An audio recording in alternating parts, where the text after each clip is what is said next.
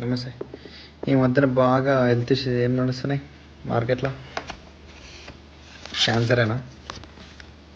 Right. నాకున్న personal experience బట్టి ఒకటి నేను హాస్పిటల్లో చూసింది ఒకటి ఏంటంటే, ఒక సింగిల్ ఒపీనియన్ దగ్గర ఆగిపోతున్నారు ఒక డాక్టర్ దగ్గర. ఓకే, బట్ థింగ్ ఏంటంటే, ఒక్క డాక్టర్ దగ్గర ఆగిపోకండి, బెటర్ టేక్ సెకండ్ ఒపీనియన్. ఎప్పుడు ఏ ఇష్యూ, ఎలాంటి హెల్త్ ఇష్యూ అయినా కానీ, ఏదైనా కానీ better take second opinion. Because వాళ్ళకి తెలిసిన ట్రీట్మెంట్ చేస్తున్నారు, వదిలేస్తున్నారు. బికాజ్ ఒక్కొక్కరి మైండ్ ఒక్కొక్కలాగా ఉంటుంది, ఒక్కొక్క డాక్టర్ ఇది ఒక్కొక్కలా ఉంటుంది. నాట్ దట్ వాళ్ళు తప్పు చేస్తారని, but there is a possibility ఇంకా ఎక్స్ట్రా ఏమైనా తెలుస్తుంది అని చెప్పి. సో డెఫినెట్గా సెకండ్ ఒపీనియన్ తీసుకోండి, దాన్ని బట్టి ఇదిగండి. ఎనీ ఆఫ్ ద అంటే క్యాన్సర్ ఒకటే దానికి సెకండ్ ఒపీనియన్ అట్లా అని కాదు. ఎనీథింగ్, ఎనీ క్రిటికల్ కండిషన్ ఏదైనా కానీ సెకండ్ ఒపీనియన్ తీసుకోండి పక్క.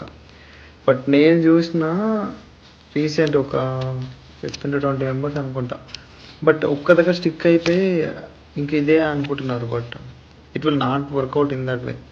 డెఫినెట్గా లూజ్ అయ్యారు ఇష్టమైన లైఫ్ పార్ట్నర్ కానీ, కొడుకులు, బిడ్డలు, తండ్రులు, తల్లులు అందరూ కొట్టుకున్న వాళ్ళు ఉన్నారు. బెటర్ ఏదైనా ట్రీట్మెంట్ కానీ ఏమైనా సెకండ్ ఒపీనియన్ తీసుకోండి.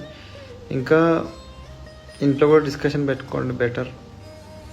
లైక్ మేబీ వాళ్ళు కూడా బెటర్ సజెషన్ ఏమైనా ఇవ్వచ్చేమో, దాన్ని బట్టి. అంతే తప్ప ఒక్కరి మీద డిపెండ్ అయ్యి చేయడం కరెక్ట్ కాదేమో. అంటే ఒక డాక్టర్ పైన కానీ ఫ్యామిలీ మెంబర్ ఒక్కరి మీద డిపెండ్ అయినా కూడా కరెక్ట్ కాదేమో.